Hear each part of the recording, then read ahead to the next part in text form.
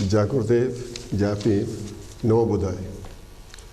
Special guest के अज के episode एक खास महत्ता रखने वाला विषय लैके मैं हाज़र होए हाँ। खास महत्ता के विषय वास्ते खास मेहमान भी बुलाया है। आम तौर पर जिन्ने भी मैं अज तक प्रोग्राम किए वो या तो पॉलिटिशियन मिले आते हैं या गुलूकार लैके आते या गुलूकारा लैके आंदियां या मैं शायर लोग लैके आते या मैं जिहड़े समाज विच विचरण वाले लोग जिहड़े समाज की भलाई वास्ते फील्ड वर्क करते हैं, लोगों के विचरते हैं, उन्होंने लैके आंदा है। कुछ इहो जिहे भी मैं गैसट लैके आंदे जिहड़े इन्हां सारियां चीज़ों उपर उठ के उनका सिर्फ संगीत तक बहुत गूढ़ा संबंध सी, पर जिहड़े अज स्पैशल गैसट शो दे विच स्पैशल गैसट बना के लिआंदे या बन के आए हैं, उन्हों का जो रुतबा है, उन्होंने जिहड़ी पोजीशन है अपने समाज विच वो बहुत उपमा है, बहुत हाई है।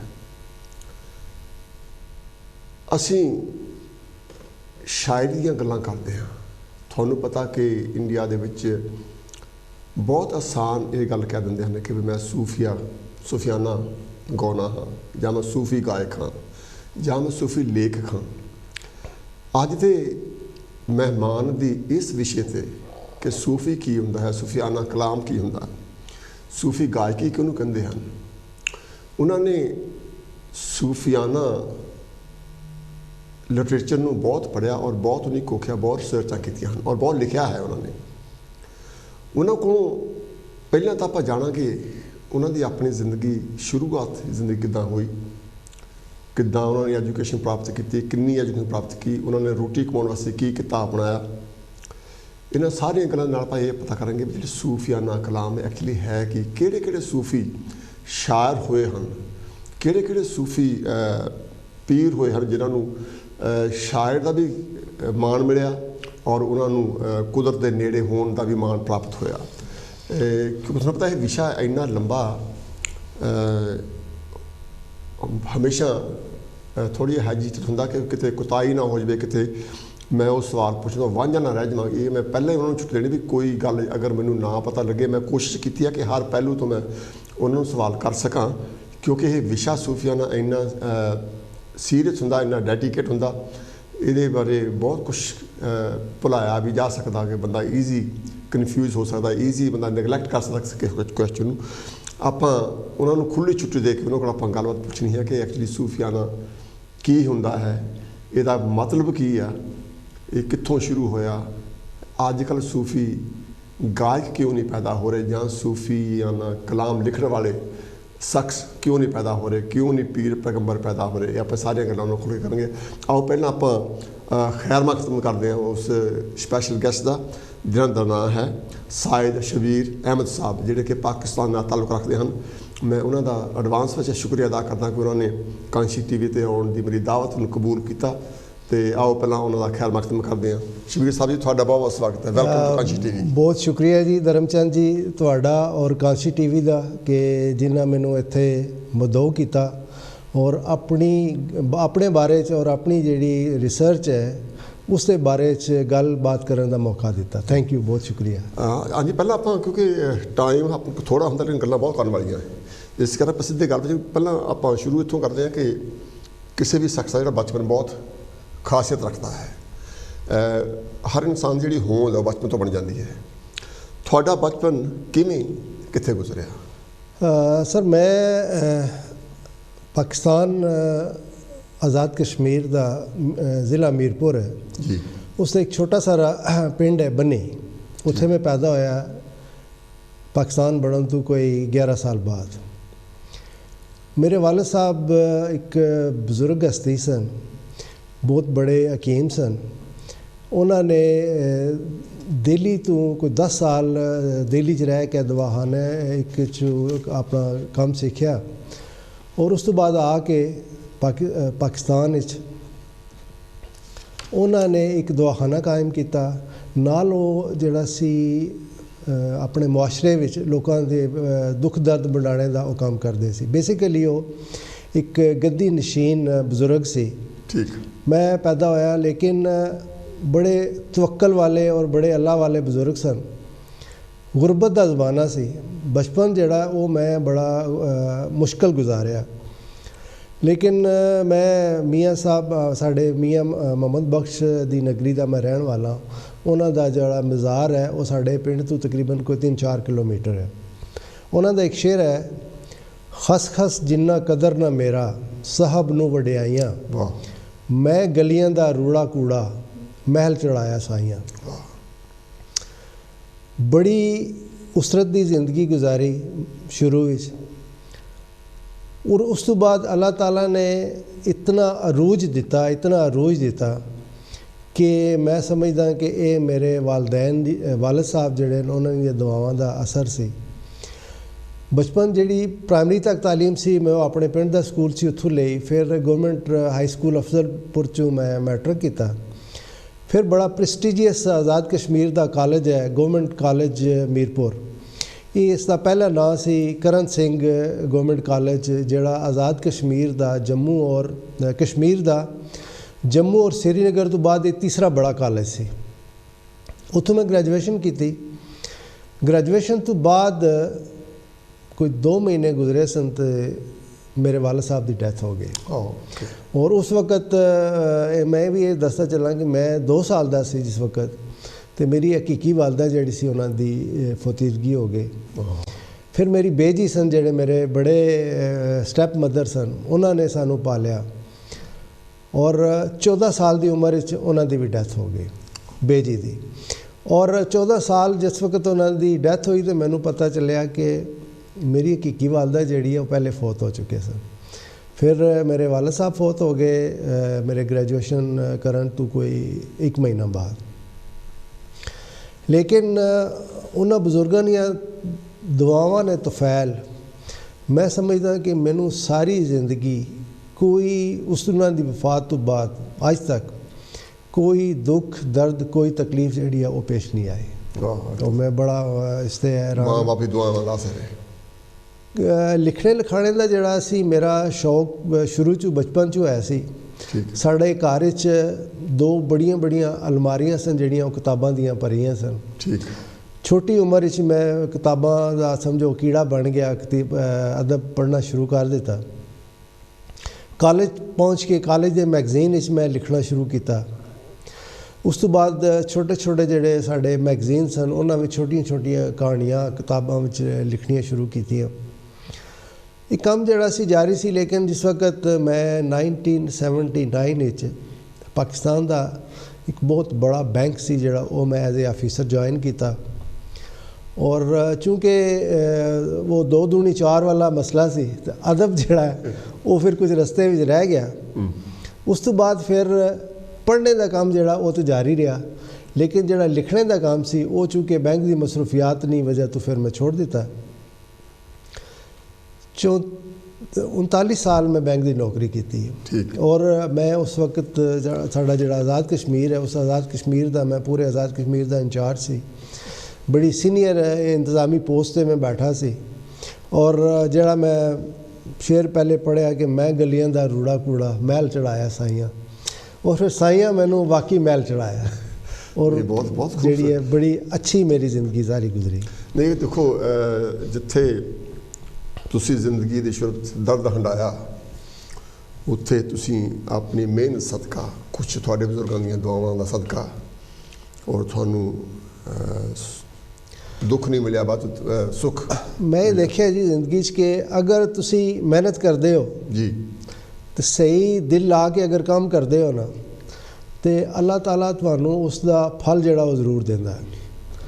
मैं बगैर किसी सिफारिश तो, हालांकि पाकिस्तान या हिंदुस्तान सिफारिश जिहड़ा एक बहुत बड़ा कल्चर है, लेकिन मैं अपनी ज़िंदगी किसी भी मुकाम ते कोई सिफारिश ना होंदियां भी अपनी मेहनत के बलबूते ते मैं अगे वधदा रहा।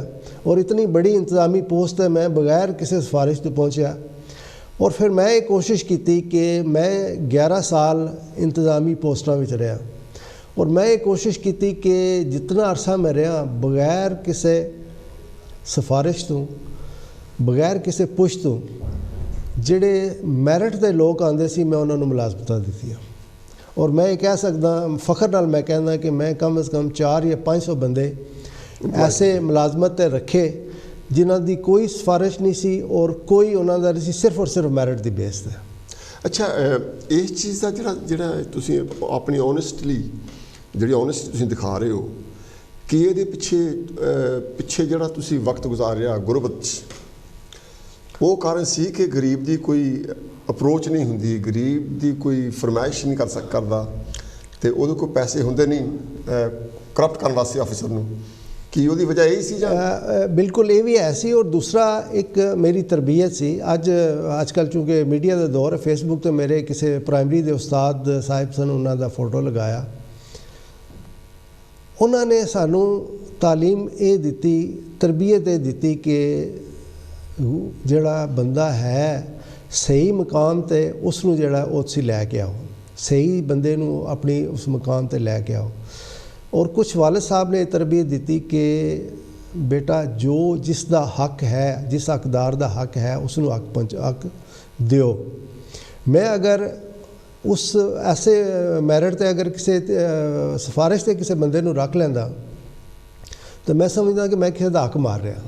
ਔਰ ਇਸ ਹੱਕ ਮਾਰਨ ਦੀ ਤਰਬੀਅਤ ਜਿਹੜੀ ਹੈ ਉਹ ਬਚਪਨ 'ਚ ਹੋਈ ਕਿ ਹੱਕਦਾਰ ਜਿਹੜਾ ਉਸ ਨੂੰ ਹੱਕ ਪਹੁੰਚਾਉਣਾ ਹੈ। ਵਾਹ ਜੀ ਵਾਹ। ਅੱਛਾ, ਅੱਜ ਆਪਾਂ ਇੱਥੇ ਇਕੱਠੇ ਹੋਏ ਹਾਂ, ਤੁਹਾਨੂੰ ਕਾਂਸ਼ੀ ਟੀਵੀ ਦੇ ਸਟੂਡੀਓ ਬੁਲਾਇਆ, ਇੱਕ ਖਾਸ ਵਿਸ਼ਾ ਜਿਹੜੀ ਸੂਫੀਆਨਾ ਸੋਚ ਜਿਹੜੀ ਹੈਗੀ ਹੈ। ਪਹਿਲਾਂ ਤਾਂ ਆਪਾਂ ਸ਼ੁਰੂ ਤੋਂ ਕਰਦੇ ਹਾਂ ਕਿ ਸੂਫੀ ਕੌਣ ਹੁੰਦਾ, ਸੂਫੀਆਨਾ ਕਲਾਮ ਕਿਹਨੂੰ ਕਹਿੰਦੇ ਨੇ, ਜਾਂ ਸੂਫੀ ਹੋਣ ਲਈ ਕੀ ਕੁਛ ਹੋਣਾ ਜ਼ਰੂਰੀ ਹੈ ਇਨਸਾਨ ਦੇ ਵਿੱਚ?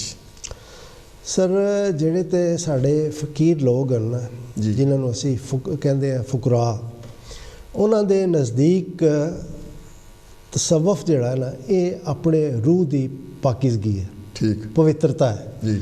ਕਿ ਅਗਰ ਉਹ ਕਹਿੰਦੇ ਨੇ ਕਿ ਅਗਰ ਤੁਹਾਡੀ ਰੂਹ ਜਿਹੜੀ ਹੈ ਉਹ ਤੁਹਾਡਾ ਅੰਦਰ ਇਹ ਸਾਫ਼ ਰੱਖਣੇ ਤੇ ਸਾਰੇ ਜਿਹੜੇ ਨਾ ਇਹ ਅਗਰ ਤੁਹਾਡਾ ਅੰਦਰ ਸਾਫ਼ ਹੈ, ਉਹ ਸਾਫ਼ ਕਰਨ ਵਾਸਤੇ ਤੁਸੀਂ ਰੋਜ਼ਾਨਾ ਆਪਣੇ ਰੱਬ ਦਾ ਵਿਰਦ ਕਰਦੇ ਹੋ, ਅੱਲਾਹ ਤਾਲਾ ਦੀਆਂ ਜਿਹੜੀਆਂ ਨਿਅਮਤਾਂ ਨੇ ਉਹਨਾਂ ਦਾ ਸ਼ੁਕਰੀਆ ਅਦਾ ਕਰਦੇ ਹੋ, ਆਪਣਾ ਦਿਲ, ਆਪਣੀ ਤੁਹਾਡੀ ਜਿਹੜੀਆਂ ਅੱਖਾਂ ਜਿਹੜੀਆਂ ਬਿਨਾਈ ਹੈ, ਤੁਹਾਡੀ ਜਿਹੜੀ ਸਮਾਤ ਹੈ ਔਰ ਤੁਹਾਡੀ ਜਿਹੜੀ ਜ਼ੁਬਾਨ ਹੈ, ਇਸ ਨੂੰ ਅਗਰ ਤੁਸੀਂ ਸਾਫ਼ ਰੱਖਦੇ ਹੋ ਕਿ ਕੰਨ ਨਾਲ ਕੋਈ ਗਲਤ ਬਾਤ ਨਹੀਂ ਸੁਣਨੀ, ਅੱਖਾਂ ਨਾਲ ਕੋਈ ਬੁਰਾਈ ਨਹੀਂ ਦੇਖਣੀ, ਜ਼ੁਬਾਨ ਨਾਲ ਕੋਈ ਨਾਜ਼ੇਬਾ ਕਲਮਾ ਜਿਹੜਾ ਉਹ ਨਹੀਂ ਕਹਿਣਾ, ਗੈਰ ਮਸ਼ਰੂਤ ਆਪਣੇ ਰੱਬ ਦੀ ਅਤਾਤ ਕਰਨੀ ਹੈ, ਇਹ ਜਿਹੜਾ ਇਹ ਸੂਫੀਜ਼ਮ ਹੈ ਔਰ ਇਹ ਤਸਵਫ ਹੈ। ਔਰ ਅਗਰ ਤੁਹਾਡੇ ਕੋਲੋਂ ਕੋਈ ਮਾਮੂਲੀ ਖਤਾ ਹੋ ਜਾਂਦੀ ਹੈ ਆਪਣੇ ਰੱਬ ਕੋਲੋਂ, ਜਾਂ ਅਗਰ ਤੁਸੀਂ ਕਿਸੇ ਬੰਦੇ ਨਾਲ ਜ਼ਿਆਦਤੀ ਕਰ ਬੈਠੇ ਹੋ ਤਾਂ ਉਸ ਬੰਦੇ ਕੋਲੋਂ ਤੁਸੀਂ ਮਾफ़ी ਮੰਗ ਲਓ। ਇਹ ਜਿਹੜੀਆਂ ਚੀਜ਼ਾਂ ਇਹ ਤਸਵਫ ਹਨ। ਫਿਰ ਇਹ ਹੈ ਕਿ ਫੁਕਰਾ ਤਾਂ ਇਹ ਕਹਿੰਦੇ ਨੇ ਕਿ ਹਰ ਆਉਂਦੀ ਸਾਂਸ ਜਿਹੜੀ ਹੈ ਉਸ ਦਾ ਵੀ ਤੁਸੀਂ ਆਪਣੇ ਰੱਬ ਦਾ ਸ਼ੁਕਰ ਅਦਾ ਕਰੋ ਕਿ ਉਸਨੇ ਤੁਹਾਨੂੰ ਨਈ ਜ਼ਿੰਦਗੀ ਜਿਹੜੀ ਹੈ ਉਹ ਦਿੱਤੀ। ਜਿਹੜੀ ਪਾਕ ਸੋਚ ਦੀ ਗੱਲ ਆ, ਦਿਲ ਦੇ ਸਾਫ਼ ਹੋਣ ਦੀ ਗੱਲ ਹੈ ਕਿ ਜਿਹੜੇ ਬੁੱਲੇ ਸ਼ਾਹ ਜੀਵਨ ਬਹੁਤ ਵਾਰੀ ਆਖਿਆ, ਅਗਰ ਤੁਹਾਡਾ ਮਨ ਸਾਫ਼ ਨਹੀਂ ਤਾਂ ਕੁਝ ਵੀ ਹੈ ਨਹੀਂ, ਤੁਸੀਂ ਖੁਦਾ ਨੂੰ ਨਹੀਂ ਪਾ ਸਕਦੇ, ਤੁਸੀਂ ਆਪਣੇ ਯਾਰ ਨੂੰ ਨਹੀਂ ਪਾ ਸਕਦੇ, ਅਤੇ ਅਗਰ ਤੁਸੀਂ ਦਿਲ ਹੀ ਆਪਣਾ ਮੈਲਾ ਰੱਖਿਆ ਅਤੇ ਫਿਰ ਤੁਸੀਂ ਖੁਦ ਹੀ ਗਲਤੀ ਹੋ ਪ੍ਰਾਪਤ ਕੀ ਕਰੋਗੇ, ਕੀ ਪਾਓਗੇ ਤੁਸੀਂ? ਅੱਛਾ, ਇਹ ਤਾਂ ਹੋ ਗਿਆ ਸੂਫੀ ਕੌਣ ਹੁੰਦਾ। ਤੁਹਾਨੂੰ ਇਹ ਰਿਸਰਚ ਕਰਨ ਦਾ ਸੂਫੀਆਂ ਦੇ ਬਾਰੇ 'ਚ ਸ਼ੌਕ ਕਿੱਦਾਂ ਪੈਦਾ ਹੋਇਆ? ਸਰ, ਇਸ ਤਰ੍ਹਾਂ ਹੋਇਆ ਕਿ ਮੈਂ ਰਿਟਾਇਰਮੈਂਟ ਤੋਂ ਬਾਅਦ ਮੇਰੇ ਕੋਲ ਕਾਫੀ ਸਾਰੇ ਆਪਸ਼ਨ ਸਨ। ਇੱਕ ਤਾਂ ਆਪਸ਼ਨ ਇਹ ਸੀ ਕਿ 6 ਡਿਜਿਟ ਵਿੱਚ ਮੈਨੂੰ ਪਾਕਿਸਤਾਨ ਵਿੱਚ 5-6 ਲੱਖ ਰੁਪਇਆ ਤਨਖਾਹ ਹੋਣਾ ਬਹੁਤ ਬੜੀ ਬਾਤ ਹੈ ਜੀ।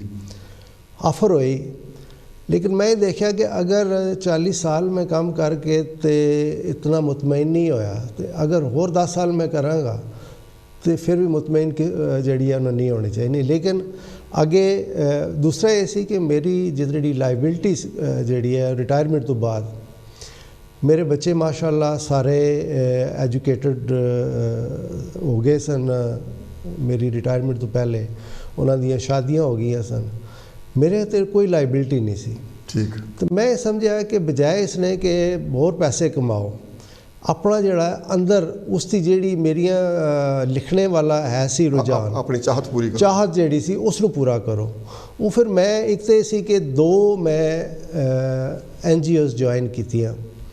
एक NGO kidney dialysis centre Mirpur district headquarter hospital सी, असी उत्थे 50 बंदियां दा daily free of charge dialysis करते हैं जिहड़े लोग गरीब हैं। ठीक। उससे तकरीबन 2 लाख रुपया साडा डेली खर्च होंदा है। वो NGO मैं उसका एज ए एडवाइज़र और फंड रेजिंग कमेटी का मैंबर मैं रहा और हूँ भी हाँ। दूसरी एक अल्फला फाउंडेशन है जिसका मैं जनरल सैक्रटरी हाँ। उस अंजमन के तहत असी 17 तो 1800 फैमिली जड़ियाँ उन्होंने मैडिकल की फ्री जी है वो फैसिलिटीज़ प्रोवाइड कर रहे हैं। ये मैं 2 काम शुरू किए। उस तो बाद फिर मेरा जो लिखने वाला शौक सी वो मैं शुरू किया, अखबार च मुख्तलिफ कालम शुरू किए लिखने। कालम लिखे तकरीबन 1 साल में। तो उस तो बाद शौक होया कि मियाँ मोहम्मद बख्श रहमतुल्लाह अलैह साड़ी धरती दे एक बहुत बड़े आरफ खड़ी असी उन्होंने कहते शायर हैं, सैफ अल मलूक उन्होंने किताब सी और बड़ा सूफियाना कलाम उन्होंने लिखा। और मेरे ख्याल दुनिया च जिथे भी पंजाबी बोली और समझी जाती है उथे मियाँ साहब का कलाम जड़ा जरूर पढ़िया और सुनिया जाता। मेरे वालिद साहब ने भी मियाँ साहब का कलाम जड़ा वो बड़ा याद सी, उस रात को भी पढ़ते सी। तो मैं फिर ये रेडियो तो असी प्रोग्राम करते सी, तो मैनू रेडियो वाले ने कहा जी कि तुम मियाँ साहब ते कुछ लिखो। मैं फिर मियाँ साहब ते रिसर्च करनी शुरू की। फिर मैं रेडियो ते कोई 20 प्रोग्राम उन्होंने बारे उन्होंने जिंदगी उन्होंने शायरी उससे भी जड़ा ना वो मैं करता रहा। उस तो बाद फिर मैंने शौक होया कि जेडे बाकी पंजाबी सूफी शुरा होए न उन्होंने की लिखा वो की कहते। फिर मैं शुरू किया बाबा फरीद गंज शकर रहमतुल्लाह अलैह तो। ठीक। जेडे मैं समझदा कि पंजाबी विच पंजाबी शायरी दे बानी जड़ा है ना असी उन्होंने समझते हैं। ठीक। फिर उन्होंने मैं पूरा पढ़िया उन्होंने बारे उन्होंने कलाम के बारे पढ़िया। फिर मैं उन्होंने एक आर्टिकल लिखा वो छपदे अखबार छपया। फिर उन्होंने तो बाद शाह हुसैन सी, शाह हुसैन तो बाद बाबा बुल्ले शाह, उस तो बाद सुल्तान बाहू, फिर गुलाम फरीद ख्वाजा गुलाम फरीद, आशम शाह, साढ़े मियाँ मोहम्मद बख्श, इन्होंने सारे जिस वक्त मैं पढ़िया तो फिर मैनू पहले तो इसी कि उन्होंने जिस वक्त हालात ज़िंदगी देखे तो वो देखा कि इन्होंने लोगों ने जिहड़ी सही तसव्वुफ का जिहड़ा मैं पहले असी गल कर रहे सी ये चीज़ां उन्होंने पहले अपने उत्ते जिहड़ियां ना ये नाफज कीतियां। ठीक। और जिस वक्त उन्होंने नाफज कीतियां तो वो वाकई ये बंदे जिहड़े ने फकीर सी। फिर उन्होंने जिहड़े दिल की आवाज़ निकली ना वो यही सी कि हुण दुनिया के बारे च सारिਆਂ ने अपनी अपनी जिहड़ी दुनिया उन्होंने कहा जी कि दुनिया जिहड़ी है ये बिल्कुल फना होने वाली चीज़ है।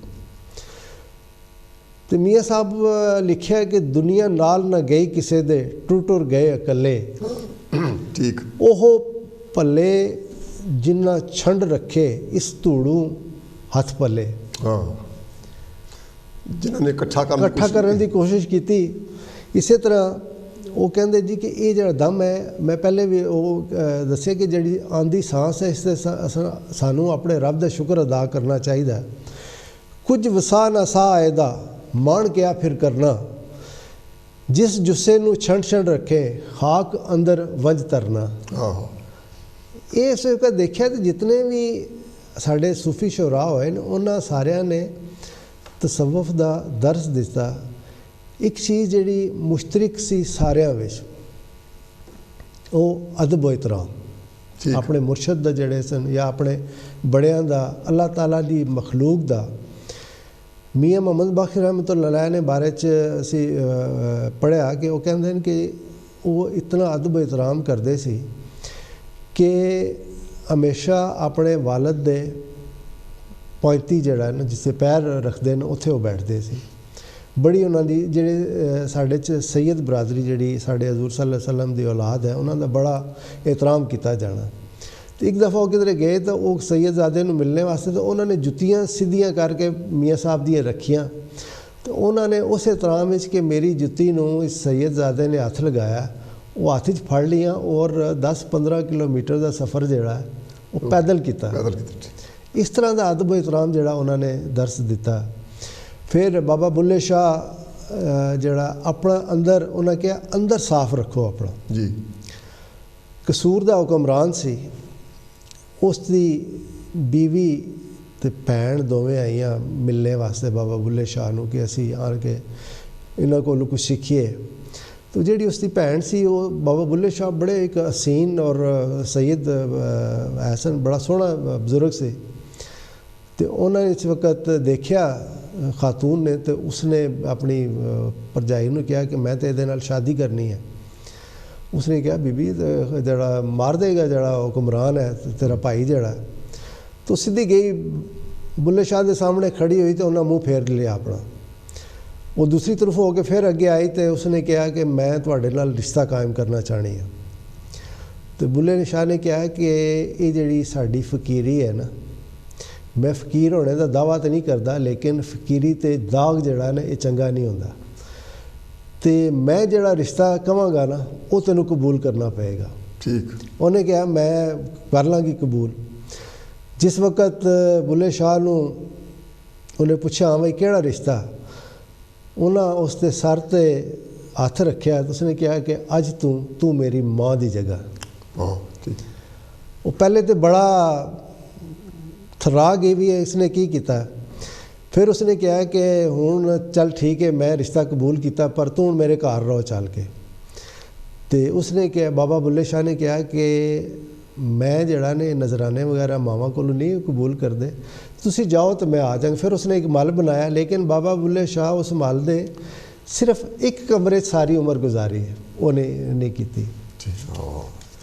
अच्छा अपने शबीर अहमद साहब ਜਿਹੜੇ ਪੰਜਾਬੀ ਸ਼ਾਇਰ ਸਾਡੇ ਵਾਲੇ ਪੰਜਾਬੀ ਜਿਹੜੇ ਸ਼ਾਇਰ ਆ ਉਹਨਾਂ ਦਾ ਤਜ਼ਫਫ ਦੇ ਬਾਰੇ ਚ ਕੀ ਖਿਆਲ ਸੀਗਾ? ਕਿੰਨਾ ਸ਼ਾਇਰਾਂ ਜਿਹੜੇ ਪੰਜਾਬੀ ਦੂਸਰੇ ਸ਼ਾਇਰ ਸੀਗੇ ਜਿਹੜੇ ਤਾਂ ਸੀਗੇ ਆਪਣੇ ਸੂਫੀ ਸ਼ਾਇਰ, ਉਹਨਾਂ ਨੇ अपना जो विचार क्लीयर रखा, पर जो बाकी के पंजाबी शायर से सर तुसी अगर बाकी शायर जोड़े ना मैं समझदा कि तसव्वुफ का रंग जोड़ा है ना ये सारे शायरों में पाया जाता। ठीक। कादर यार 18वीं सदी के एक बड़े मशहूर शायर असी उन्होंने पंजाबी अदब विच क्लासिकी शायर जोड़ा वो कहते हैं। ठीक। उन्होंने किस्सा पूरन भगत लिखा और पूरा जोड़ा किस्सा पूरन भगत है वो तुसी अगर पढ़िया होए तो वो भी एक पाकिज़गी पवित्रता ते लिखा गया कि उसने भगत की जी वालदा सी मतरेई वालदा उसने उस पर इल्ज़ाम लगाया। फिर उन्होंने उसनू हथ पैर कट के सुट दिता, फिर खूज पा दिता। अच्छा जेड़े सी ना कादर यार उन्होंने भी ये चीज़ जी है वो महसूस हुई और उन्होंने भी जोड़ा लिखा किस्सा पाकिज़गी ते लिखिया। ठीक। और जेड़ा उन्होंने बाकी के जड़े किस्से लिखे बाकी उन्होंने जेड़े दौड़े हैं जेड़े बाकी जेड़े उन्होंने शेर हैं वो अगर तुम पढ़ोगे तो तुहानू ये नज़र आएगा कि उन्होंने बड़ा अच्छा जड़ा ना वो सूफियाना कलाम उन्होंने लिखा। फिर तुसी अगर जदीद पंजाबी शायरी तुसी आंदे हो तो अमृता प्रीतम है साढ़े उस्ताद दामन हैं। असी उस्ताद दामन 1982 फोत है लेकिन असी उन्होंने भी सूफी शायर मनते हैं कि उन्होंने भी शायर है सी। फिर अमृता प्रीतम की जी बड़ी मशहूर नज़म जिस वारिस शाह नूं बुला के क्या कोई आखे वारिस शाह अज आखा वारिस शाह नूं किते कदरां विचों बोल कोई नवा वर्का इश्क दा कोई अपनी किताब खोल।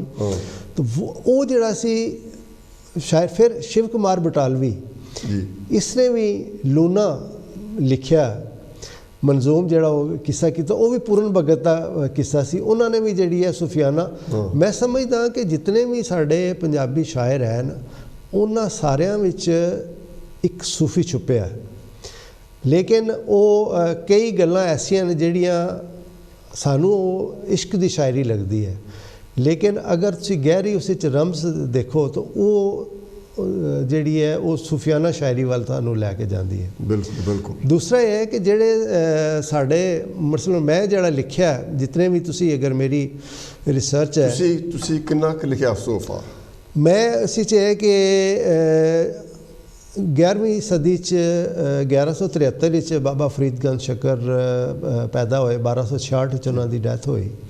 उस तो बाद शाह हुसैन, सुल्तान बाहू, बाबा बुल्ले शाह, वारिस शाह, आशम शाह, ख्वाजा गुलाम फरीद, मियाँ मोहम्मद बख्श रहमतुल्लाह, ये तो असी इन्हों सूफी शायर गिनते हैं। इन्हों के बारे में मैं लिखिया पूरी जी आर्टिकल लिखे इन्हों की हालात जिंदगी और इन्हों की जी शायरी, इन्हों का असलूब, इन्हों की ज़बान केड़ी है शायरी की केड़ी इस्तेमाल की। अगर वारिस शाह की तुसी जायज़ा लो शायरी का तो असी उन्होंने पंजाब का बल्कि साढ़े जड़े मशरकी पंजाब है उसके लोग भी उन्होंने पंजाबी का शेक्सपीयर कहते हैं। और उन्होंने अगर सुबह अगर उन्होंने लिखी है तो सुबह जड़ा पंजाब जो जो चीज़ां होंदियां जड़ियां पिंडां विच होंदियां तुसीं वो शायरी पढ़ो तो उन्होंने जड़ा वो तुहानूं नज़र आएगा उन्हों का जड़ा शेर मैं तुहानूं उन्हों का कोई सुनादा कि वो कहते हैं कि घोड़ा सबर का जिक्र दी वाग दे के नफ्स मारना कम बुजंगियां दा छड़ ज़िरा ते हुक्म फकीर होवन एक कम है मावां चंगियां दा इश्क करन ते तेग दी धार कपण नहीं कम है बंगियां नंगियां दा भुखिया नंगियां दा जेड़े मरन सो फिक्र थी होवन वाकफ नहीं कम है टुकड़ियां मंगियां दा कि जो मंगने वाला उन्हों का नहीं है काम। वारिस शाह जो इश्क दे रंग रत्ते कदी आप है रंग दिया रंगिया दा। फिर जिस वक्त उन्होंने पंजाब का जड़ा सी माहौल सी जिस वक्त उस वक्त से अगर देखो तो 18वीं जी 17वीं सदी सी उस अहमद शाह अब्दाली ने हमला किया। फिर बहुत ज़्यादा शोरश सी पंजाब जड़ा सी बहुत ज़्यादा अनरेस्ट फैली सी। तो पंजाब की हालत जिस वक्त बयान की तो लिखते हैं उस के साक माड़ियां दे खो लैन डाडे अन पुजदे वो ना बोलते नहीं चलदा वस लाचार होके सप वांग मोए सप वांगू विस घोलते नहीं कदी आखदे मारिए आप मरिए अपने अंदरों बाहरों डोलते नहीं शानदार नू करे ना कोई झूठा कंगाल झूठा कर टोलते नहीं वारिस शाह लटाउंदे खड़े माड़े खौफ दे मुँह ना बोलते नहीं। हाँ डर दे मारे जड़े वो नहीं सन बोलते। तो पंजाब की ये हालत सी उस फिर उन्होंने शादियां जड़ियां हुई पंजाब की इस वक्त शादियां होंदियां सन जिस वक्त लिखिया है उन्होंने हीर की शादी हुई रांझे नाल उसने जिस वक्त खेड़े नाल शादी हुई तो उन्होंने शादी की एक रस्म जी है उन्होंने जड़ा उन्होंने बना के पेश किया।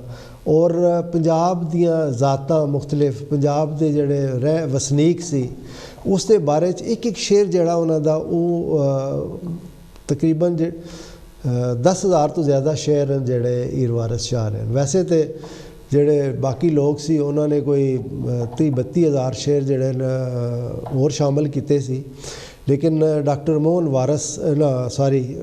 सिंह उन्होंने वारिस शाह के बारे लिखा। तो वारिस शाह ने बारे पहले भी गल कर रहे थे किसी ने कहा कि बागबरी नाल इश्क करते सी कोई लोहारन सी तो उन्होंने कहा कि जिहड़ा बंदा शादी नहीं करता वो किसी नाल इश्क की करेगा। ये वारिस शाह तो एक तोहमत बदी है तो मैं इसकी बड़ी सख्ती नाल ममानियत करता विरोध किया। इस तरीके नाल शाह हुसैन देखो उन्होंने सारी उम्र शादी नहीं की। बाबा बुल्ले शाह उन्होंने अपना मन मार दिता। मियाँ मोहम्मद बख्श रहमतुल्लाह अलैह उन्होंने भी शादी नहीं की अपनी जितनी जायदाद सी वो अपने भाइयों को लिख दी कि मैं इस जायदाद का जड़ा वो वारिस नहीं हाँ क्योंकि मेरी जड़ा मैं फ़कीर आदमी हाँ। तो फ़कीर जड़ा वो फ़कीर की तारीफ ही है कि जड़ा दुनिया जड़ा अपने दिल चो कढ़ दे ਤੇ ਉਹ ਹੀ ਜਿਹੜਾ ਨਾ ਉਹ ਫਕੀਰ ਹੈ। ਅੱਛਾ, ਤੁਸੀਂ ਜਿੰਨੇ ਵੀ ਸੂਫੀ ਲੋਕਾਂ ਦਾ ਜ਼ਿਕਰ ਕੀਤਾ ਆਪਣੀ ਗੁਫ਼ਤਗੂ ਦੇ ਵਿੱਚ, ਉਹ ਸਾਰੇ ਮੁਸਲਮਾਨ ਫਕੀਰ ਹੋਏ ਆ, ਇਸਲਾਮ ਨੂੰ ਮੰਨਣ ਵਾਲੇ ਫਕੀਰ ਹੋਏ ਆ। ਜਿਹੜੇ ਸਾਡੇ ਪੰਜਾਬੀ ਦੇ ਸ਼ਾਇਰ ਤੁਸੀਂ ਬਹੁਤ ਘੱਟ ਉਹਨਾਂ ਦਾ ਜ਼ਿਕਰ ਕੀਤਾ, ਜਾਂ ਉਹ ਤੁਹਾਡੀ ਗਿਣਤੀ 'ਚ ਨਹੀਂ ਆਏ, ਇਹਦੀ ਕੋਈ ਖਾਸ ਵਜ੍ਹਾ? ਸਰ ਉਸ ਦਾ ਇਹ ਸੀ ਕਿ ਜਿਹੜਾ ਪੰਜਾਬੀ ਇੱਕ ਜ਼ੁਬਾਨ ਪੰਜਾਬੀ ਸ਼ਾਇਰੀ ਜਿਹੜੀ ਹੈ ਨਾ, ਉਹ ਤੇ ਅਸੀਂ ਸਮਝਦੇ ਹਾਂ ਕਿ ਬਾਬਾ ਫਰੀਦ ਗੰਜ ਤੋਂ ਸ਼ੁਰੂ ਹੋਈ। ਉਸ ਤੋਂ ਬਾਅਦ ਸਿੱਖ ਮਜ਼ਹਬ ਵਿੱਚ ਬਹੁਤ ਸਾਰੇ ਸ਼ਾਇਰ ਹੋਏ ਨੇ। ਮੈਂ ਜਿਸ ਵਕਤ ਨਾਂ ਦੇਖਿਆ, ਔਰ ਮੈਂ ਕੋਸ਼ਿਸ਼ ਵੀ ਕੀਤੀ ਕਿ ਮੈਂ ਉਹਨਾਂ ਨੂੰ ਪੜ੍ਹਾਂ, ਲੇਕਿਨ ਮੁਸ਼ਕਿਲ ਇਹ ਸੀ ਕਿ ਸਾਡੇ ਪੰਜਾਬ ਵਿੱਚ ਜਿਹੜਾ ਰਸਮੁਲ ਖਤ ਹੈ ਪੰਜਾਬੀ ਦਾ, ਉਹ ਹੈ ਸ਼ਾਹਮੁਖੀ। ਠੀਕ। ਔਰ ਜਿਹੜਾ ਉਹ ਜਿਤਨੀਆਂ ਵੀ ਕਿਤਾਬਾਂ ਹੈ ਸਨ, ਉਹ ਸਾਰੀਆਂ ਸੀ ਗੁਰਮੁਖੀ 'ਚ। ਔਰ ਮੈਂ ਬਹੁਤ ਕੋਸ਼ਿਸ਼ ਕੀਤੀ, ਜਿਹੜੀਆਂ ਬਹੁਤ ਨੈੱਟ 'ਤੇ ਸਰਚ ਕੀਤੀ, ਲੇਕਿਨ ਉਹ ਮੈਨੂੰ ਨਹੀਂ ਮਿਲੀਆਂ, ਗੱਲ ਨਹੀਂ ਬਣ ਸਕੀ। ਮੈਨੂੰ ਮੋਹਨ ਸਿੰਘ ਦੇ ਬਾਰੇ 'ਚ ਮਟੀਰੀਅਲ ਮਿਲਿਆ ਉਰਦੂ 'ਚ, ਉਹਨਾਂ ਦੇ ਬਾਰੇ 'ਚ ਮੈਂ ਲਿਖਿਆ। ਅਮਰਤਾ ਪ੍ਰੀਤਮ ਦੇ ਬਾਰੇ 'ਚ ਮੈਨੂੰ ਮਿਲਿਆ, ਮੈਂ ਉਹਨਾਂ ਦੇ ਬਾਰੇ 'ਚ ਲਿਖਿਆ। ਸ਼ਿਵ ਕੁਮਾਰ ਬਟਾਲਵੀ ਮੇਰਾ ਬੜਾ ਪਸੰਦੀਦਾ ਸ਼ਾਇਰ ਹੈ ਪੰਜਾਬੀ ਦਾ, ਗਮ ਦਾ ਜਵਾਂ ਮਰਗ ਸ਼ਾਇਰ ਮੈਂ ਉਹਨੂੰ ਕਹਿੰਦਾ। ਉਹਨਾਂ ਦਾ ਮੈਨੂੰ ਕਲਾਮ ਪੂਰੀ ਜਿਹੜੀ ਹੈ ਉਹ ਆਪਣੀ ਸ਼ਾਹਮੁਖੀ 'ਚ ਮਿਲਿਆ, ਮੈਂ ਉਹਨਾਂ 'ਤੇ ਵੀ ਜਿਹੜਾ ਉਹ ਆਰਟੀਕਲ ਲਿਖਿਆ। ਉਸ ਤੋਂ ਬਾਅਦ ਦਰਸ਼ਨ ਸਿੰਘ ਅਵਾਰਾ ਸਾਡੇ ਜੇਹਲਮ ਦੇ ਸ਼ਾਇਰ ਸੀ, ਸਾਡੇ ਨਾਲ ਪਿੰਡ ਸੀ, ਉਹਨਾਂ ਦਾ ਮੈਨੂੰ ਕਲਾਮ ਮਿਲਿਆ ਸ਼ਾਹਮੁਖੀ 'ਚ, ਉਹਨਾਂ ਦੇ ਬਾਰੇ 'ਚ ਵੀ ਮੈਂ ਲਿਖਿਆ।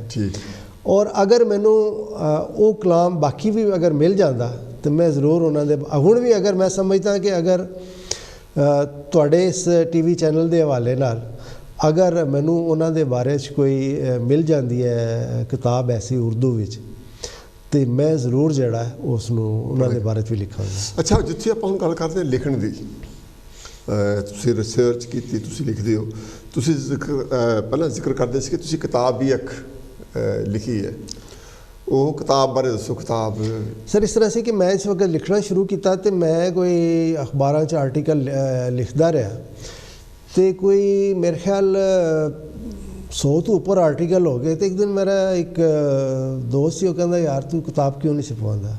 ਮੈਂ ਕਿਹਾ ਯਾਰ ਛੱਡ, ਕੀ ਕਰਨੀ ਹੈ। ਉਹ ਫਿਰ ਮੈਂ ਇਕੱਠੇ ਕੀਤੇ ਸਾਰੇ ਵਰਕੇ ਔਰ ਉਹਨਾਂ ਨੂੰ ਇਕੱਠਿਆਂ ਕੀਤਾ, ਤੇ ਫਿਰ ਪਿਛਲੇ ਸਾਲ ਅਗਸਤ ਵਿੱਚ ਮੇਰੇ ਜਿਹੜੇ ਕਾਲਮ ਸਨ ਅਖਬਾਰਾਂ ਮੁਖਤਲਿਫ ਛਪਦਿਆਂ ਰਹੇ, ਉਹਨਾਂ ਦੇ ਬਾਰੇ 'ਚ ਕਿਤਾਬ ਮੁਸ਼ਾਹਿਦਾਤ ਔਰ ਤਾਸਰਾਤ, ਇਹ ਜਿਹੜੀ ਹੈ ਉਹ ਛਪੀ ਅਗਸਤ 2020 'ਚ। ਔਰ ਮੈਂ ਉਹ ਲੈ ਕੇ ਆਇਆ ਤੁਹਾਨੂੰ ਦੱਸਦਾ ਕਿ ਇਹ ਮੇਰੀ ਕਿਤਾਬ ਹੈ ਮੁਸ਼ਾਹਿਦਾਤ ਔਰ ਤਾਸਰਾਤ। ਇਹ ਜਿਹੜੀ ਹੈ ਓਕੇ, ਬਹੁਤ ਬਹੁਤ ਥੈਂਕ ਯੂ ਤੁਹਾਡਾ ਜੀ, ਸਪੈਸ਼ਲ ਤੁਹਾਡੇ ਵਾਸਤੇ ਮੈਂ ਲੈ ਕੇ ਆਇਆ ਸੀ, ਬਹੁਤ ਬਹੁਤ ਥੈਂਕ ਯੂ। ਤੇ ਹੁਣ ਜਿਹੜਾ ਉਸ ਤੋਂ ਬਾਅਦ ਮੇਰੀ ਜਿਹੜੀ ਕਾਲਮ ਲਿਖੇ, ਉਸ ਤੋਂ ਬਾਅਦ ਜਿਹੜੇ ਮੇਰੇ ਆਰਟੀਕਲ ਆਏ ਨੇ ਅਖਬਾਰ ਵਿੱਚ, ਉਸ ਦੇ ਬਾਰੇ 'ਚ ਵੀ ਮੇਰੀ ਕਿਤਾਬ ਜਿਹੜੀ ਹੈ ਉਹ ਇਸ ਸਾਲ ਅਗਸਤ ਵਿੱਚ ਉਹ ਇੱਕ ਹੋਰ ਕਿਤਾਬ ਜਿਹੜੀ ਹੈ ਇਸ ਦਾ ਵਾਲੀਅਮ 2 ਉਹ ਆਏਗਾ। ਔਰ ਜਿਹੜੀ ਮੇਰੀ ਰਿਸਰਚ ਹੈ ਸੂਫੀ ਸ਼ਾਇਰਾਂ ਦੇ ਬਾਰੇ 'ਚ, ਮੈਂ ਉਸ ਦੇ 2 ਹਿੱਸੇ ਬਣਾਏ। ਉਸ ਦਾ ਨਾਮ ਮੈਂ ਰੱਖਿਆ ਰੂਹ ਸੂਫੀਆ ਔਰ ਪੰਜਾਬ ਰੰਗ।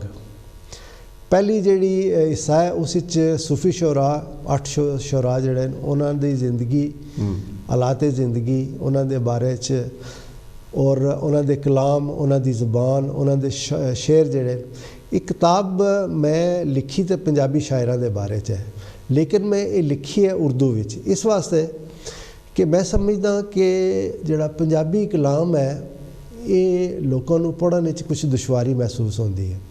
ਔਰ ਫਿਰ ਇਸ ਦਾ ਜਿਹੜਾ ਹੈ ਉਰਦੂ 'ਚ ਤਰਜਮਾ, ਇਹ ਵੀ ਕੁਝ ਐਸੇ ਸ਼ਾਇਰ ਹਨ, ਕਿਉਂਕਿ ਪੰਜਾਬੀ ਜਿਹੜੀ ਹੈ ਮੈਂ ਸਮਝਦਾ ਕਿ ਬਹੁਤ ਕਦੀਮ ਜ਼ਬਾਨ ਹੈ, ਉਰਦੂ ਨਾਲੋਂ ਵੀ ਬਹੁਤ ਜ਼ਿਆਦਾ ਕਦੀਮ ਹੈ ਔਰ ਪਪੂਲਰ ਵੀ ਹੈ। ਇਸ ਵਕਤ ਜਿਹੜਾ ਕਮ ਅਜ਼ ਕਮ ਮੇਰੇ ਹਿਸਾਬ ਵਿੱਚ 25-26 ਕਰੋੜ ਤੋਂ ਉੱਤੇ ਆਦਮੀ ਜਿਹੜੇ ਨੇ ਉਹ ਪੰਜਾਬੀ ਬੋਲਦੇ ਨੇ। ਸਰ ਇੱਕ ਸਵਾਲ ਮੇਰੇ ਮਨ 'ਚ ਆਇਆ ਜਿਹੜਾ ਕਿ ਪਹਿਲਾਂ ਮੈਂ ਸੋਚਿਆ ਨਹੀਂ ਸੀ, ਅਸੀਂ ਗੱਲਾਂ ਕਰ ਰਹੇ ਹਾਂ ਕੋਈ ਦਿਮਾਗ 'ਚ ਚੱਲ ਰਿਹਾ ਨਾਲ ਜਿਹੜੇ ਇੰਡੀਆ ਦਾ ਪੰਜਾਬ ਆ, ਉੱਥੇ ਜਿਹੜੇ ਰੀਡਰ ਆ, ਜਿਹੜੇ ਪੜ੍ਹਨ ਵਾਲੇ ਆ, ਉਹਨਾਂ 'ਤੇ ਇੱਕ ਸ਼ਿਕਾਇਤ ਆ ਕਿ ਉਹ ਪੰਜਾਬੀ ਦੀ ਕਿਤਾਬ ਨੂੰ ਘੱਟ ਪੜ੍ਹਦੇ। ਜਿਹੜੇ ਪੜ੍ਹੇ ਲਿਖੇ ਵੀ ਆ ਉਹ ਵੀ ਅੰਗਰੇਜ਼ੀ ਨੂੰ ਜ਼ਿਆਦਾ ਤਰਜੀਹ ਦੇਣਗੇ ਪੜ੍ਹਨ ਵਾਸਤੇ, ਤੇ ਜਾਂ ਫਿਰ ਅਖਬਾਰ ਵਗੈਰਾ ਮੰਗ ਕੇ ਪੜ੍ਹ ਲੈਣੀ ਇੱਕ ਦੂਜੇ।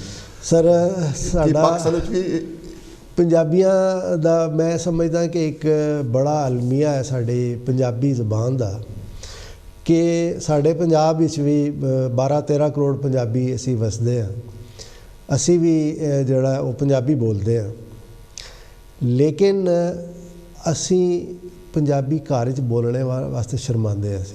ਅਸੀਂ ਘਰ 'ਚ ਆਪਣੇ ਬੱਚਿਆਂ ਨੂੰ ਵੀ ਔਰ ਆਪੇ ਵੀ ਅਸੀਂ ਉਰਦੂ ਬੋਲਣਾ ਦੇਖਦੇ ਹਾਂ।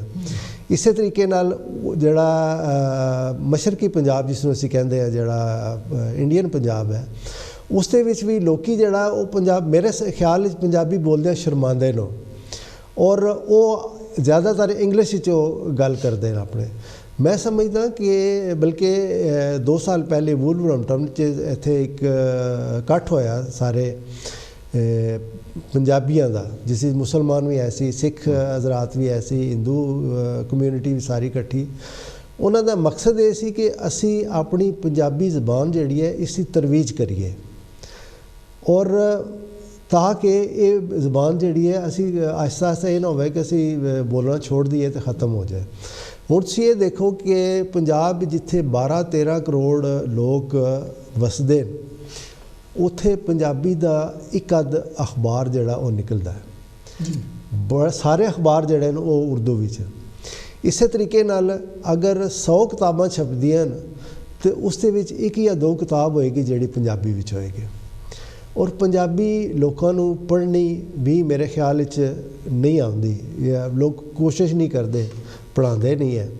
ਇਸ ਵਾਸਤੇ ਮੈਂ ਇਹ ਕਿਤਾਬ ਜਿਹੜੀ ਉਰਦੂ ਵਿੱਚ ਇਸ ਵਾਸਤੇ ਲਿਖੀ ਕਿ ਜਿਹੜੇ ਸਾਡੇ ਪੰਜਾਬੀ ਸ਼ਾਇਰ ਹਨ ਉਹਨਾਂ ਦੇ ਬਾਰੇ 'ਚ ਸਾਡੇ ਲੋਕਾਂ ਨੂੰ ਪਤਾ ਚੱਲੇ ਕਿ ਇਹਨਾਂ ਨੇ ਕੀ ਕਿਹਾ ਹੈ।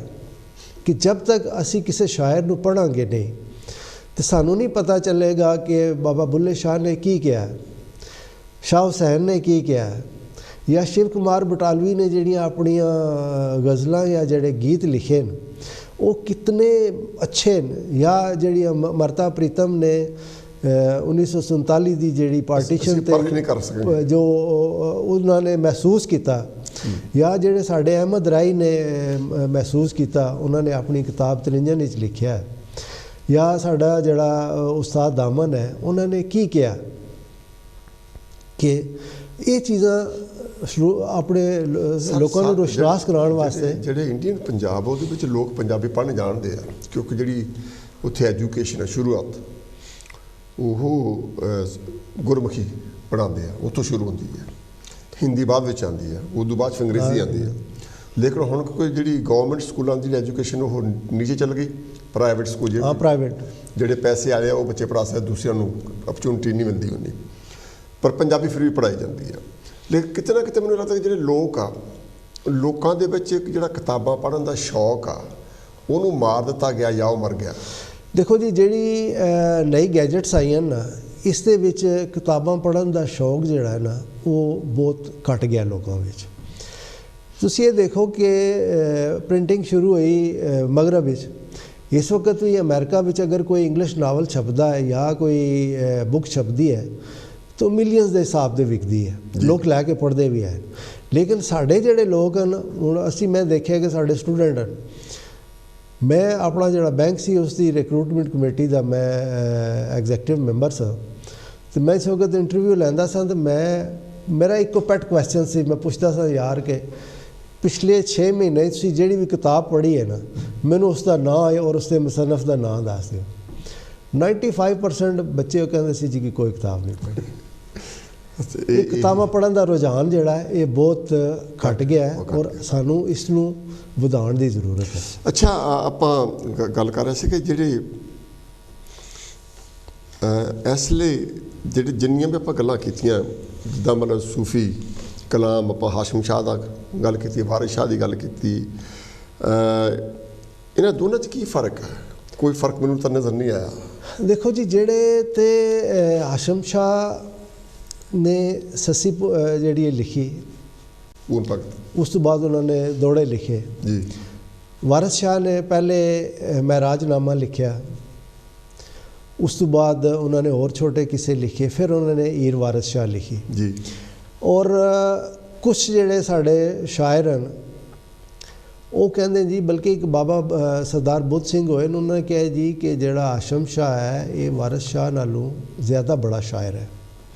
ਔਰ ਆਸ਼ਮ ਸ਼ਾਹ ਦੇ ਜਿਹੜੇ ਦੋੜੇ ਨੇ ਉਹ ਬਹੁਤ ਜ਼ਬਰਦਸਤ ਹਨ, ਔਰ ਉਹਨਾਂ ਦੀ ਜਿਹੜੀ ਹੈ ਸ਼ਾਇਰੀ, ਉਹਨਾਂ ਦੇ ਜਿਹੜੇ ਲਫ਼ਜ਼ ਹਨ ਉਹ ਕਈ ਜਗ੍ਹਾ ਵਿੱਚ ਵਾਰਿਸ ਸ਼ਾਹ ਨਾਲੋਂ ਜ਼ਿਆਦਾ ਅਹਿਮੀਅਤ ਰੱਖਦੇ। ਠੀਕ। ਫਿਰ ਕਈ ਜਗ੍ਹਾ ਵਾਰਿਸ ਸ਼ਾਹ 'ਤੇ ਇੱਕ ਇਹ ਵੀ ਇਲਜ਼ਾਮ ਲੱਗਾ ਜੀ ਕਿ ਉਹਨਾਂ ਨੇ ਆਪਣੀ ਜਿਹੜੀ ਸ਼ਾਇਰੀ ਹੈ ਉਸ ਦੇ ਵਿੱਚ ਫੋਸ਼ ਜਿਹੜੀਆਂ ਚੀਜ਼ਾਂ ਲੈ ਕੇ ਆਏ। ਲੇਕਿਨ ਕੁਛ ਸ਼ਾਇਰ ਜਿਹੜੇ ਨੇ ਸਾਡੇ ਇੱਕ ਸਾਡੇ ਜਲਾਲਪੁਰੀ ਸਾਹਿਬ ਹੋਏ ਨੇ, ਉਹਨਾਂ ਨੇ ਕਿਤਾਬ ਲਿਖੀ ਹੈ ਆਪਣੀ, ਉਹਨਾਂ ਨੇ ਇਸ ਦੀ ਜਿਹੜੀ ਹੈ ਤਨਸੀਹ ਕੀਤੀ। ਉਹਨਾਂ ਨੇ ਕਿਹਾ ਕਿ ਨਹੀਂ, ਇਹ ਚੀਜ਼ ਗਲਤ ਹੈ। ਉਹਨਾਂ ਨੇ ਜੋ ਕੁਝ ਦੇਖਿਆ ਉਸ ਨੂੰ ਉਹਨਾਂ ਨੇ ਬਿਆਨ ਕੀਤਾ। ਠੀਕ। ਹੁਣ ਆਸ਼ਮ ਸ਼ਾਹ ਜਿਹੜਾ ਉਹ ਲਿਖਦੇ ਨੇ ਕਿ ਦੁਨੀਆ ਜਿਹੜੀ ਹੈ ਇਹ ਅਸੀਂ ਕਹਿੰਦੇ ਹਾਂ ਕਿ ਇਹ ਤਾਂ ਬੇਸਬਾਤੀ ਜਿਹੜੀ ਹੈ, ਉਸ 'ਚ ਉਹਨਾਂ ਲਿਖਿਆ ਕਿ ਰੱਬ ਦਾ ਆਸ਼ਿਕ ਹੋਣ ਸਖਾਲਾ, ਇਹ ਬਹੁਤ ਸਖਾਲੀ ਬਾਜ਼ੀ, ਗੋਸ਼ਾ ਪਕੜ ਰਹੇ ਹੋ ਸਾਬਰ, ਫੜ ਤਸਬੀਹ ਬਣੇ ਨਮਾਜ਼ੀ, ਸੁੱਖ ਆਰਾਮ ਜਗਤ ਵਿੱਚ ਸੋਭਾ, ਅਤੇ ਵੇਖ ਹੋਏ ਜਗ ਰਾਜ਼ੀ, ਆਸ਼ਮ ਖਾਕ ਰੁਲਾਵੇ ਗਲੀਆਂ, ਇਹ ਕਾਫਰ ਇਸ਼ਕ ਮਜਾਜ਼ੀ। ਕਿ ਜਿਹੜਾ ਇਸ਼ਕ ਹੈ ਅਗਰ ਇਹ ਹੈ ਤਾਂ ਇਹ ਤੁਹਾਨੂੰ ਗਲੀਆਂ 'ਚ ਰੁਲਾਏਗਾ। ਨਾਲੇ ਉਹ ਕਹਿੰਦੇ ਇਸ਼ਕ ਹੋਣਾ ਚਾਹੀਦਾ ਖੁਦਾ ਦੇ ਨਾਲ। ਬਿਲਕੁਲ, ਇਹ ਵੀ ਉਹ ਕਹਿੰਦੇ। ਫਿਰ ਉਹ ਕਹਿੰਦੇ ਨੇ ਜੀ ਕਿ ਜਿਹੜਾ ਜੀਵਨ ਜਾਨੀ ਜੀਵਨ ਚਾਰ ਦਿਹਾੜੇ, ਇਹ ਸਦਾ ਨਾ ਰਹਿਸਨ ਬਹਾਰਾਂ, ਸਦਾ ਨਾ ਰਹਿਸਨ ਬਹਾਰੀ, ਇਸ ਚਮਨ ਵਿੱਚ ਫੁਰ ਫੁਰ ਗਈਆਂ, ਕੋਈ ਕੋਟ ਬੇਅੰਤ ਸ਼ੁਮਾਰੀ, ਮੈਂ ਤੂੰ ਕੌਣ ਵਿਚਾਰੇ ਕਿਸ ਦੇ, ਕਿਸ ਗਿਣਤੀ ਲੱਖ ਹਜ਼ਾਰੀ, ਆਸ਼ਮ ख्वाब हयाती बदले, कौल तू कौल करार ना आ रही, कि तेरी जी है जिस वक्त मौत आएगी तो तेनू जड़ा है ना वो कल्ला ही हो। अच्छा शबीर साहब, आपने को टाइम दी थोड़ी बहुत जल्दी चला गया टाइम। अच्छा, थोड़े परिवार होर कौन कौन ने? सर मैं असी 5 बंदे हैं परिवार हूँ तो खैर माशाअल्लाह आगे परिवार जड़ा फैल गया। मेरी 2 बेटियाँ जी, एक मेरा बेटा, मेरी मिसेस। ठीक है। बेटा मेरा इंजीनियर है और इत्थे वो बार्कले बैंक काम करता कोवेंट्री। ठीक है। प्रोजेक्ट मैनेजर है। छोटी मेरी बेटी NHS GP है जी। उस तो जी मेरी छोटी बेटी है वो बर्मिंघम यूनिवर्सिटी लैक्चरर है। तिना बच्चों मैं कोशिश की कि मुश्किल वक्त होने ने बावजूद उन्होंने आला तालीम दिलाई और इंग्लैंड की यूनिवर्सिटियां चों जी है। और मेरी मिसेज जी है उसने इस मैं समझदा कि मेरा बहुत साथ दिता। एक वक्त सी कि बच्चों की जी सी तालीम उसका खर्चा उठाना मुश्किल हो गया तो फिर वो भी मेरे नाल मैदान आ गई। उसने टीचिंग इख्तियार की थी और मैं समझदा कि मेरी जी जिंदगी है या मेरा जड़ा रिसर्च वर्क है उस दे विच और मेरे बच्चों की तालीम इसका तो सारा जड़ा तालीम तो सारा जड़ा वो मेरी बेगम का हाथ है। ठीक। और मेरी इस रिसर्च मैं कहना कि मैं उसका शुक्रिया भी अदा करना कि उसने बड़ी मैनू सपोर्ट की जिंदगी भी। और इस वक्त असी अपनी पूरी फैमिली एक मिसाली जोड़ा जड़ा वो करार दिता जाता जिथे। बिल्कुल बिल्कुल है। अच्छा, मैं एक कंबाइंड क्वेश्चन करने लगा 2 सवालों का एक सवाल बना के। एक तो तुसीं ये कहना कि भी हो सकता मैं कोई सवाल तुहाडे कोल ना पूछ सकिया होवां, तुसीं अपनी जिंदगी के बारे कुछ जिक्र करना चाहो तो कर सकते हो। दूजा ये नाल कि जिहड़ा ये लिखण का शौक है ये चो पैसा नहीं मिलता, एक शौक है। इस शौक नूं किसी होर बच्चे ने अपनाया जिहड़े तुहाडे बच्चे या बेटियां? देखो जी, पहले लोग किताबां लिखते सी, रॉयल्टी मिलती सी। हुण जिहड़ा हुण तुसीं किताब तुसीं लिखदे हो। मैं चूँकि जिस वक्त लिखना शुरू किया, मैं किताब जिस वक्त मेरी छपी ਤੇ ਮੇਰਾ ਮਕਸਦ ਇਸ 'ਚ ਪੈਸਾ ਕਮਾਉਣਾ ਨਹੀਂ ਸੀ। ਮੇਰਾ ਮਕਸਦ ਇਹ ਸੀ ਕਿ ਮੈਂ ਜੋ ਕੁਝ ਕਿਹਾ ਮੈਂ ਉਹ ਲੋਕਾਂ ਤੱਕ ਪਹੁੰਚਾਵਾਂ। ਠੀਕ ਹੈ। ਔਰ ਮੈਂ ਬਾਵਜੂਦ ਕੋਸ਼ਿਸ਼ ਦੇ ਮੈਂ ਇਹ ਕਿਤਾਬ ਵੇਚੀ ਨਹੀਂ ਹੈ। ਠੀਕ ਹੈ। ਮੈਂ ਲੋਕਾਂ ਨੇ ਕਿਹਾ ਜੀ ਖਰੀਦੋ, ਮੈਂ ਵੇਚੀ ਨਹੀਂ ਹੈ ਕਿਤਾਬ। ਮੈਂ ਕਿਹਾ ਜੀ ਤੁਸੀਂ ਲਵੋ ਔਰ ਉਸਨੂੰ ਪੜ੍ਹੋ, ਕਿਉਂਕਿ ਕਿਤਾਬਾਂ ਵਿੱਚੋਂ ਮੈਨੂੰ ਜ਼ਰੂਰਤ ਨਹੀਂ ਸੀ। ਮੈਨੂੰ ਅੱਲਾਹ ਤਾਲਾ ਨੇ ਇਤਨਾ ਨਵਾਜ਼ਿਆ ਕਿ ਮੈਂ ਤੁਹਾਨੂੰ ਦੱਸਿਆ ਕਿ ਮੈਂ ਕਿਤਨੀ ਸੈਲਰੀ ਦੀ ਆਫਰ ਛੋੜ ਦਿੱਤੀ। ਠੀਕ ਹੈ। ਔਰ ਫਿਰ ਆਖਰੀ ਸਾਲ ਜਿਹੜੇ ਸਨ ਮੇਰਾ ਅੱਲਾਹ ਤਾਲਾ ਦਾ ਇਤਨਾ ਕਰਮ ਸੀ ਕਿ ਮੇਰਾ ਮਿਲੀਅਨਸ ਵਿੱਚ ਜਿਹੜਾ ਉਹ ਬੋਨਸ ਆਉਂਦਾ ਸੀ ਪਾਕਿਸਤਾਨੀ ਰੁਪਏ। ਠੀਕ। ਤੇ ਹਵਸ ਨਹੀਂ ਰਹੀ ਇਸ ਦੀ ਕਿਤਾਬਾਂ ਜਿਹੜਾ ਨਾ ਇਲਮ ਜਿਹੜਾ ਮੈਂ ਕਿਤਾਬ ਲਿਖੀ ਉਹ ਇਸ ਵਾਸਤੇ ਕਿ ਜੋ ਮੇਰੇ ਅੰਦਰ ਜੋ ਹੈ ਸੀ ਉਹ ਮੈਂ ਲੋਕਾਂ ਤੱਕ ਪਹੁੰਚਾਵਾਂ। ਔਰ ਮੇਰੇ ਬੱਚਿਆਂ ਵਿੱਚ ਇਹ ਚੀਜ਼ ਹੈ। ਬੇਟੇ ਮੇਰੇ ਨੇ ਸ਼ੁਰੂ ਕੀਤਾ ਹੁਣ ਕੁਝ ਲਿਖਣਾ, ਮੇਰੀ ਜਿਹੜੀ ਬੇਟੀਆਂ ਦੋਏ ਉਹਨਾਂ ਵਿੱਚ ਵੀ ਅਰਜ਼ ਹੈ, ਲੇਕਿਨ ਇਹ ਹਾਲੀ ਉਹ ਮੇਰੀ ਤਰ੍ਹਾਂ ਆਪਣੇ ਮਸਰੂਫ ਹਨ ਕਰੀਅਰ ਬਣਾਉਣੇ ਵਿੱਚ। ਮੇਰੇ ਖਿਆਲ ਹੈ ਜਿਸ ਵਕਤ ਉਹ ਕਿਸੇ ਕਰੀਅਰ ਦੇ ਇੰਤਹਾ 'ਤੇ ਪਹੁੰਚਣਗੇ ਤਾਂ ਡੈਫੀਨੇਟਲੀ ਉਹ ਮੈਨੂੰ ਇੰਸਪਾਇਰ ਹੋਣਗੇ ਮੇਰੇ ਕੋਲੋਂ, ਕਿਉਂਕਿ ਮੈਂ ਆਪਣੇ ਵਾਲਦ ਸਾਹਿਬ ਤੋਂ ਇੰਸਪਾਇਰ ਹੋ ਕੇ ਤਾਂ ਮੈਂ ਲਿਖਣਾ ਸ਼ੁਰੂ ਕੀਤਾ। ਠੀਕ ਹੈ। ਔਰ ਮੇਰੇ ਕੋਲ ਇੱਕ ਆਪਣੀ ਬੜੀ ਜ਼ਾਤੀ ਲਾਇਬ੍ਰੇਰੀ ਹੈ ਜਿਸ ਦੇ ਵਿੱਚ ਬਹੁਤ ਸਾਰੀਆਂ ਕਿਤਾਬਾਂ ਹਨ। ਤੇ ਚूँकि ਬੱਚੇ ਮੇਰੇ ਤਿੰਨੇ ਹੁਣ ਇੱਥੇ ਆ ਗਏ ਤਾਂ ਮੈਨੂੰ ਕਹਿ ਰਹੇ ਸਨ ਕਿ ਪਾਪਾ ਜਾਨ ਤੁਸੀਂ ਜਿਹੜਾ ਨਾ ਉਹ ਕਿਸੇ ਨੂੰ ਕਿਤਾਬਾਂ ਦੇਣੀਆਂ ਨਹੀਂ, ਉਹ ਸਾਨੂੰ ਜਿਹੜਾ ਨਾ ਉਹ ਦੇਣੀਆਂ ਨੇ, ਅਸੀਂ ਆਪੇ ਲੈ ਕੇ ਆਵਾਂਗੇ ਆਪਣੀ ਲਾਇਬ੍ਰੇਰੀ 'ਚ ਰੱਖਾਂਗੇ ਵਾਸਤੇ। ਠੀਕ ਹੈ। ਅੱਛਾ, ਜਿਹੜੀ ਤੁਹਾਡੀ ਕਿਤਾਬ ਆ ਇਹ ਤਕਰੀਬਨ ਸਾਲ ਹੋ ਗਿਆ ਫੀਲਡ 'ਚ ਆਏ ਨੂੰ, ਇਹਦਾ ਰਿਸਪੌਂਸ ਕਿਹੋ ਜਿਹਾ? ਸਰ ਬਹੁਤ ਅੱਛਾ ਰਿਸਪਾਂਸ ਆਇਆ, ਬਹੁਤ ਲੋਕਾਂ ਨੇ ਪਸੰਦ ਕੀਤਾ ਇਸ ਨੂੰ ਔਰ ਬਹੁਤ ਸਾਰੇ ਇਸ 'ਤੇ ਕਮੈਂਟਸ ਵੀ ਆਏ। ਔਰ ਜਿਸ ਨੂੰ ਮੈਂ ਭੇਜੀ ਉਹਨਾਂ ਨੇ ਸ਼ੁਕਰੀਏ ਦੇ ਖਤ ਲਿਖ ਕੇ ईमेल ਦੇ ਜ਼ਰੀਏ, ਅੱਜ ਕੱਲ੍ਹ ਫੇਸਬੁੱਕ ਜਿਹੜਾ ਇੱਕ ਬਹੁਤ ਬੜਾ ਜ਼ਰੀਆ ਹੈ ਲੋਕਾਂ ਨਾਲ ਕਰਨੇ ਦਾ ਇੰਟਰੈਕਸ਼ਨ, ਉਸ ਦੇ ਵਿੱਚ ਮੇਰੇ ਤਾਂ ਮਹਿਦੂਦ ਕਿਸਮ ਦੇ ਮੈਂ ਕੋਈ 1200-1300 ਫਰੈਂਡਸ ਹਨ, ਲੇਕਿਨ 700-800 ਬੰਦਿਆਂ ਨੇ ਉਸ 'ਤੇ ਕਮੈਂਟਸ ਕੀਤਾ, ਉਸ ਦਾ ਪਸੰਦਗੀ ਦਾ ਇਜ਼ਹਾਰ ਕੀਤਾ। ਠੀਕ ਹੈ। ਔਰ ਇੱਥੇ ਵੀ ਜਿਸ ਨੂੰ ਪਤਾ ਚੱਲਿਆ ਕਿ ਮੈਂ ਕਿਤਾਬ ਲਿਖੀ ਹੈ ਉਹਨਾਂ ਨੇ ਮੈਨੂੰ ਕਿਹਾ ਜੀ ਕਿ ਤੁਸੀਂ ਭੇਜੋ, ਔਰ ਮੈਂ ਉਹਨਾਂ ਨੂੰ ਉਹ ਕਿਤਾਬ ਦਿੱਤੀ ਪੜ੍ਹਨ ਵਾਸਤੇ ਔਰ ਉਹਨਾਂ ਨੇ ਪਸੰਦੀਦਗੀ ਦਾ ਇਜ਼ਹਾਰ ਕੀਤਾ। ਠੀਕ ਹੈ। ਅੱਛਾ, ਆਖਰੀ 1-1.5 ਮਿੰਟ ਵਿੱਚ ਜਾਂ 2 ਮਿੰਟ ਦੇ ਵਿੱਚ ਇਹ ਦੱਸੋ ਕਿ ਜਿੱਥੇ ਤੁਹਾਨੂੰ ਪੜ੍ਹਨ ਦਾ ਸ਼ੌਕ ਹੈ, ਲਿਖਣ ਦਾ ਸ਼ੌਕ ਹੈ ਔਰ ਗੱਲ ਕਰਨ ਦਾ ਸ਼ੌਕ, ਇਹ ਵੀ ਇੱਕ ਖਾਸੀਅਤ ਹੁੰਦੀ ਹੈ ਗੱਲ ਕਰ ਸਕਣਾ।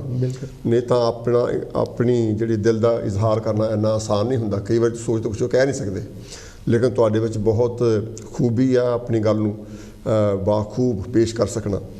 ਤੇ ਲਿਖਣ, ਪੜ੍ਹਨ ਅਤੇ ਗੱਲ ਕਰਨ ਤੋਂ ਸਿਵਾ ਹੋਰ ਕੀ ਸ਼ੌਕ ਹੈ? ਸਰ ਮੈਂ ਫਾਰਗ ਵਕਤ ਵਿੱਚ ਗੋਲਫ ਖੇਡਦਾ। ਸਾਡੇ ਕੋਲ ਇੱਕ ਬੜਾ ਅੱਛਾ ਮੰਗਲਾ ਕੈਂਟ ਵਿੱਚ ਗੋਲਫ ਕਲੱਬ ਹੈ, ਮੈਂ ਉਸ ਦਾ ਮੈਂਬਰ ਹਾਂ। ਉਸ ਤੋਂ ਬਾਅਦ ਮੌਸੀਕੀ ਸੁਣਨਾ ਮੇਰਾ ਸ਼ੌਕ ਸ਼ੁਰੂ ਤੋਂ ਰਿਹਾ। ਕਿਹਨੂੰ ਸੁਣਦੇ ਹੋ ਜ਼ਿਆਦਾ? ਮੈਂ ਸਾਰੇ ਗੁਲਕਾਰਾਂ ਨੂੰ ਕਲਾਸਿਕੀ ਵੀ ਸੁਣਿਆ।